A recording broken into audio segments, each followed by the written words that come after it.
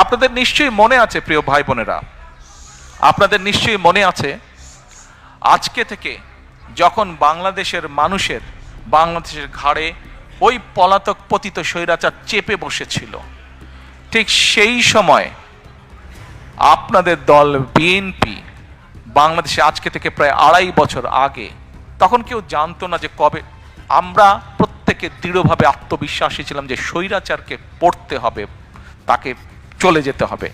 কবে হয়তো exact date আমরা তখনও সেভাবে নির্ধারিত ছিল না। স্বৈরাচার পতনের 2.5 বছর আগে বাংলাদেশের মানুষের সামনে আমরা 31 দফা সংস্কার কর্মসূচি উপস্থাপন করেছিলাম, মনে আছে আপনাদের?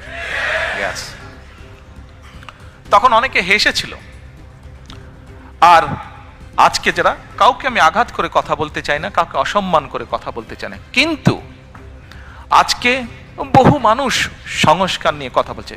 ভেরি গুড, বলুন, আমরা চাই আপনারা বলুন, কারণ আমাদের 31 দফাতে আমরা বলেছি এটার থেকে বেটার যদি কিছু দেন, এটা থেকে নতুন কিছু যদি আপনারা কেউ উপস্থাপন করেন, আমরা সানন্দে তা গ্রহণ করব। সেই 31 দফার মধ্যে আমরা বলেছি যে 31টে দফা আমরা বিশ্বাস করি, শহীদ রাষ্ট্রপতি জিয়া রহমান 19 দফা দিয়েছিলেন।